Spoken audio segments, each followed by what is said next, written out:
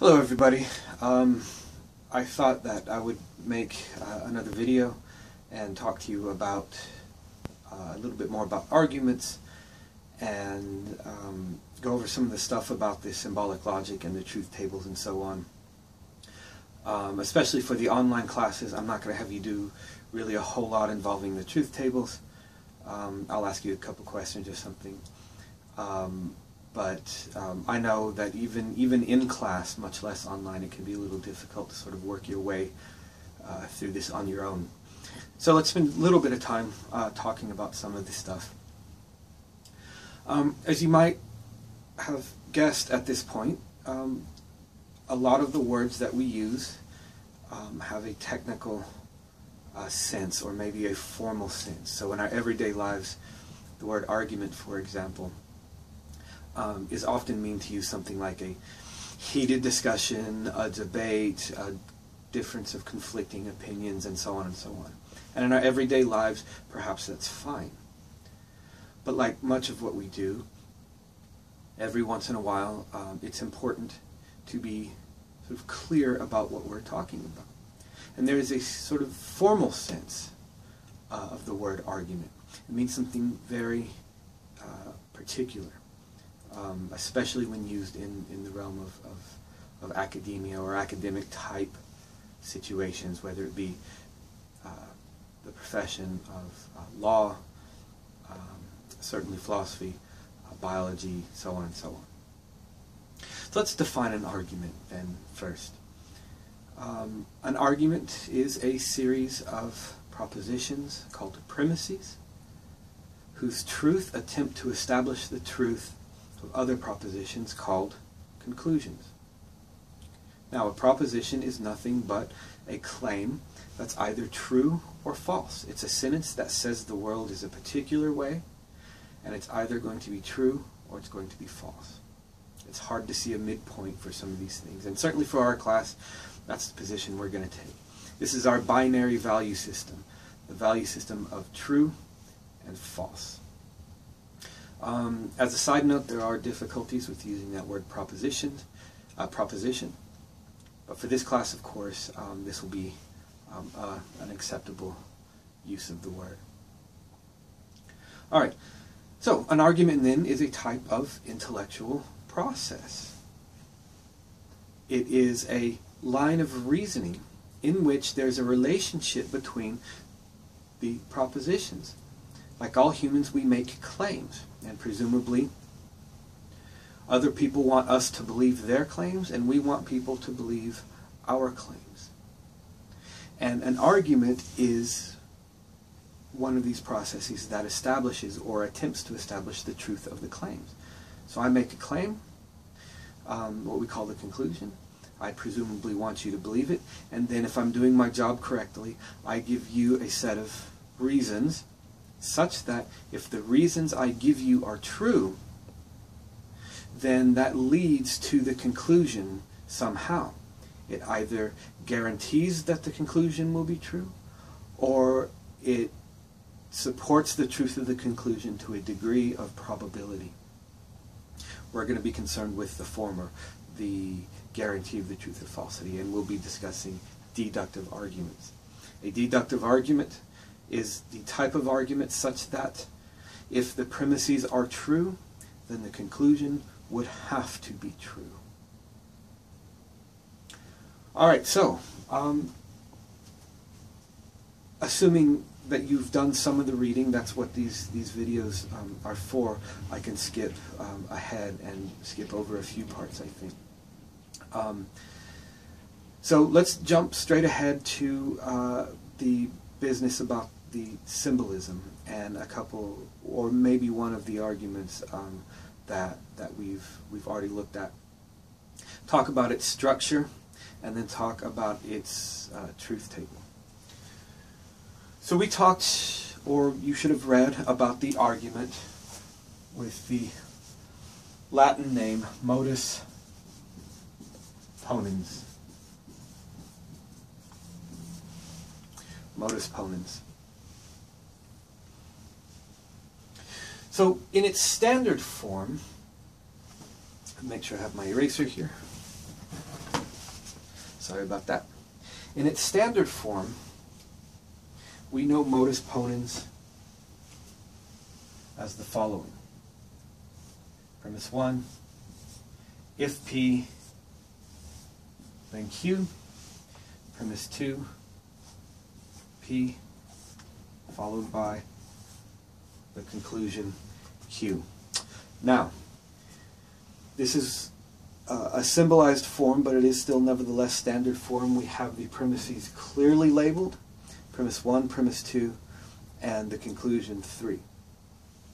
Such that, given our definition of an argument again, a connected series of propositions whose truth attempt to establish the truth of other propositions. Here we can sort of clearly see that we have in our premises certain claims, they're propositions, they're either true or they're false. And if the premises are true, then the conclusion would have to be true. So why do we say that? Well, first of all, look at premise 1. I'm just going to erase this for the time being. Look at premise 1. Premise 1 states something very particular. Now, whatever P happens to be, whatever it happens to represent, and whatever Q happen to represent are irrelevant. You could have P or Q mean whatever you want. If you speed, then you'll get a ticket. If I'm in Houston, then I'm not in Oklahoma City. If the moon is made out of green cheese, then Dan is a monkey's uncle. So the content doesn't matter. It's the form that we're interested in. Because as we'll find out very shortly, it is where the premises fall given the meaning of the operators here. So, this sentence says that if P is the case, then Q is the case. And taken as a whole, we're interested in the whole sentence and whether or not the entire sentence is true. So as is, we're just going to assume, just for the sake of the argument, that the sentence in fact is true. This is just an assumption. We're just assuming it to be an assumption for the sake of the argument. In all actuality, we don't know whether it's true or not. But let's see what happens if we assume that it's true. So this says again, if P is the case, then Q is the case. And this whole sentence makes one big claim. If P, then Q. If that's true, and it's true that P, if it's also the case that P happens to turn out true, so premise 1, if P, then Q. Premise 2, P, the assertion of P. Together, if these premises are true, because of what it says, then it seems to follow that Q must be true also. Why? The answer is very simple. Because that's what this says. This says that if P is true, then Q is true. And if it turns out that P in fact is true, then Q would have to follow. So if we assume P is true, then it would have to be the case that Q would be true as well. Again, why? That's what this says. All right. But the fact is we don't actually know if the premises or the conclusion are true. In this case, because we don't know what P or Q stands for. But the trick of this, and sort of the beauty of it, is we don't have to know. We don't have to know whether we don't have to know if the premises or conclusions are actually true. What we are looking at is the relationship between the premises and the conclusions. And we can see, because of its form, that if the premises were true, then the conclusion would have to be true. All right. Just as a side note, once we go into the world and then we actually verify the premises and conclusions to actually be true, then we're moving from the judgment of validity to the judgment of soundness.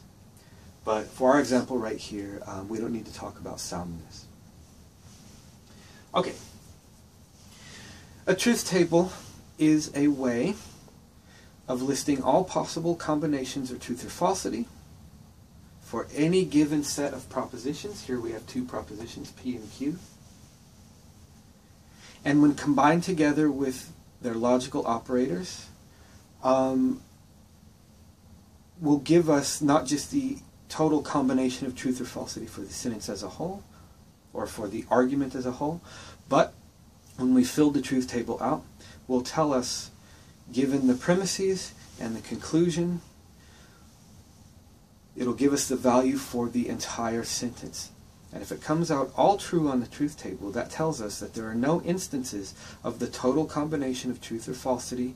There are no instances where in that one line, that'll be the main logical operator. If it comes out all true, that there are no instances of the total combination of truth or falsity where the sentence has an F, that it comes out false. And so the argument is going to be valid. But we need to do a couple of things before we get to that point. First of all, we need to put this into its sentential form, the form of a sentence. So it needs to be on one line. So what we can do is we can move the second premise here, or let me just do the arrow a little lower. We can move the second premise here, and then we take the third premise and we can move it there. So all we've done is we've just moved it so it's in a line. It still is in order, if you will. Just instead of down, we just move it up. So we can get rid of this now.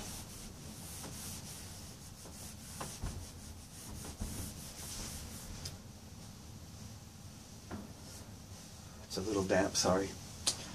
All right. I guess I will move this down a little bit. I just want to keep a reminder here. I'll erase this in just a moment. But I need this just for a reminder. And to demonstrate a couple of things. Now, as is, this does us just about no good. We can see there's some blank spaces, and if you just ran across this sentence in its symbolic logical form, it would be, it's basically impossible to tell what the conclusion is and what the premises are. Now we know just because we just did this, but we need to make it absolutely clear. And there's a few things about this that we need to notice. One, if you take the definition of an argument again, a connected series of propositions called premises that attempt to establish the truth of a conclusion. If we take 1 and 2 here, notice that it's 1 and 2. So these premises are actually conjoined by an and. It's implied. So the and is there, we just don't see it, and we're sort of not in the habit of saying it. But we must recognize that, in fact, these two premises are joined by an and. So we can simply use our symbol, the ampersand, to represent and. The other thing we notice is that after we've done this, it is still sort of unclear exactly what the premises are. So we know from here that if P then Q is one premise, and so we can put parentheses around that, and so we can get the value for this premise, because this is together, this is one premise. So we can put parentheses around that. Let me move this a little bit over. Actually, we don't need that.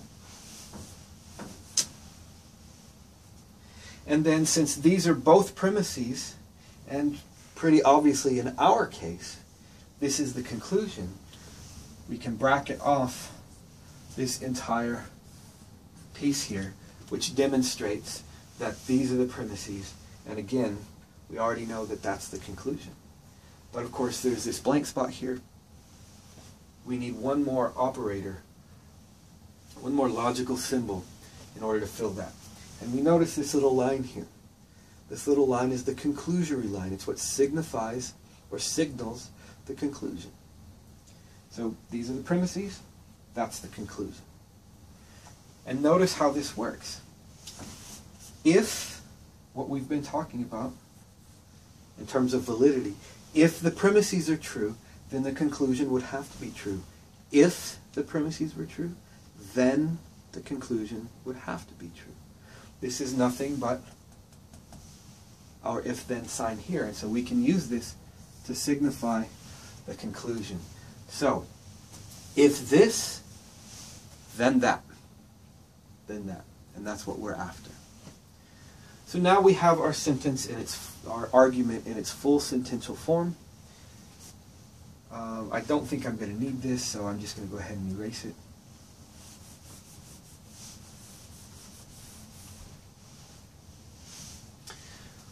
Okay, the next step is to start filling in our truth values. We want to do the propositions first. The operators are what operate, or what are going to give us the truth value, in this case for this sentence, in this case for this whole sentence, and in this case for the whole argument. So we can't find these yet unless we have the values for the propositions first. There's no reason we can't start with P.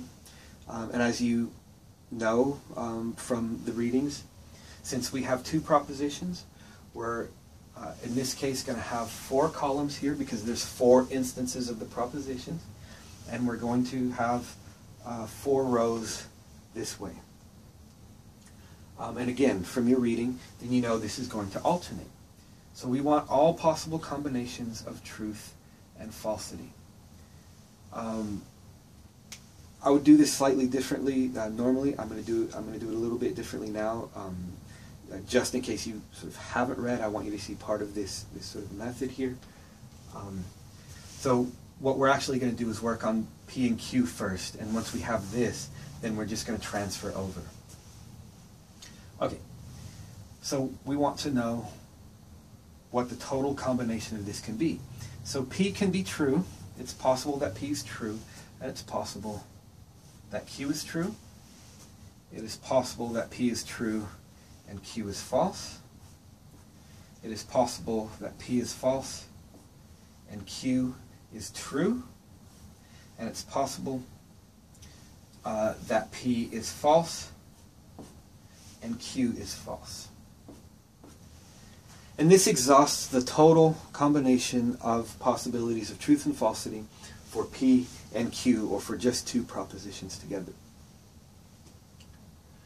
We want to keep the same values for P here as we do there. So we're just going to transfer over. P is true, true, false, false. And Q is true, false, true, false. When you're doing this, sort of make sure you have enough space here. It's a little lopsided. This could be a problem a little bit later on, so if you'll just pardon me, I'm going to redo that. Get rid of, redo that too, to make it look a little nicer. So remember, Q is T, F, T, F. It's a little bit off still right around here, but that'll be fine for now. So now we have the truth values for all of our propositions. We need to know what to do first in terms of which operator we need to find first, second, and third. We can work backwards here. We kind of already know what the answer is, simply because we sort of know the conclusion. But let's work through it anyway. If this is the conclusion, and the truth of this depends on the truth of this, And we can quite clearly see, because this is all separated from that, this is going to be the last value that we want to find. It's what's going to give us the value for the whole sentence. And since there's 1, 2, 3 operators, this will be the third. It'll be the third operator that we find. I'm also going to erase this. So modus ponens. This is still the modus ponens argument. So that's the last thing I'm going to find. And so I know, partly because of the brackets and partly because we've already sort of done this down here, that these premises are going to give me ultimately the truth for this. And in order to find the value for this, I need to find the value for and here. So this tells me this is going to be the second thing I need to find, which means that in order to find this, I need to find this first. So that will be the first operator that I need to find the value for. And now it's just a matter of doing the math, if you will. Again, I am running under the idea that you've done the readings, and so we are going to be referencing the truth values for if-then in those little tables, and the truth value for and. So go back and look at that, and you should be able to tell how we figure this out. But as it turns out, in this case, this is the actual, if you can block that off for a second, that's the actual truth table for implication, for the arrow. But at any rate. So if you do have that handy, then we know that given the antecedent here and the consequent, joined by the operation of implication of the if-then, then we know that if T, then T, the sentence as a whole is true. We know in the second case that if T, then F is false. And we know here that in both cases where the antecedent is false, regardless of whether the consequent is true or false, the sentence as a whole, remember we're focusing on this sentence, not this sentence and not this sentence, but this sentence, if the antecedent is false and the consequent true, then the sentence as a whole is true. Now this might sound a little weird. How is it that if false then true is true, and if false then if false is true? Where these two make sort of sense. Notice what, again we're focusing just on this part of the premise, notice what this says. If P, then Q. If P is the case, then Q is the case. So even if it turned out that if P actually isn't true, and Q either is or is not true, then the sentence as a whole has to be true, because if P were true and Q were true, then the sentence as a whole would have to be true. If I can just use this really quickly, we can sort of see this if we put it in standard form. If P, then Q.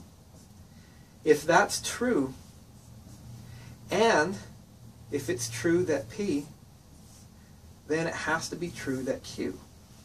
But we can notice that even if it turns out to be false, say we've checked somehow and it actually turns out false, if the premises were true, then the conclusion would still have to be true. Why? Because that's what this says. And so regardless of what it turns out to actually be, the sentence as a whole would still be true. And so we have this truth value. Here, since this says if P then Q, if Q is false, then there's no way this can be true. Because if P were true, Q would have to be true. So if Q is false, then P can't be true, and so the sentence as a whole must also be false. Okay, So we're done here. We're done here. Now you don't want to strike it through, because if you've made a mistake, then striking it through sometimes can be a little confusing, because you've gone through this, and maybe if you're writing this out or something, then it can be really difficult to sort of see it. So we just strike it out at the bottom, so we know we're done here. We can strike this out because we found the value now for this. So now we just want to draw an arrow just to keep our place, so we know that we're going from here to here. We're comparing these two values to get this value.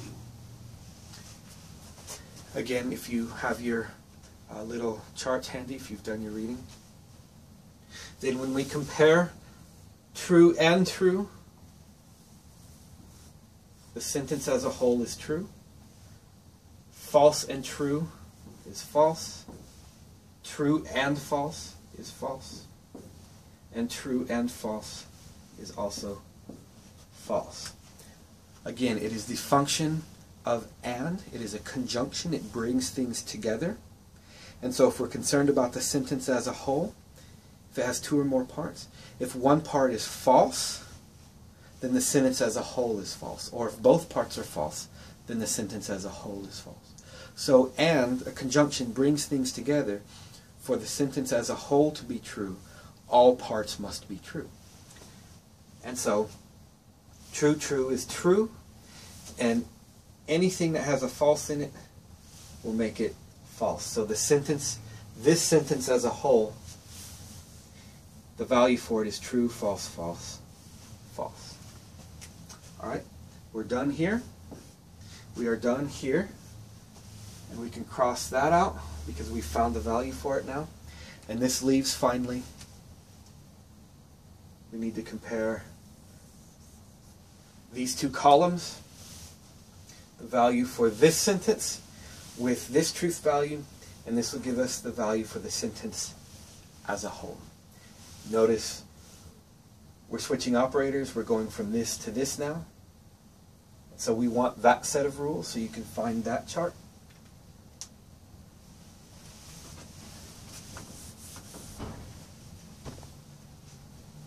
So, let's compare now.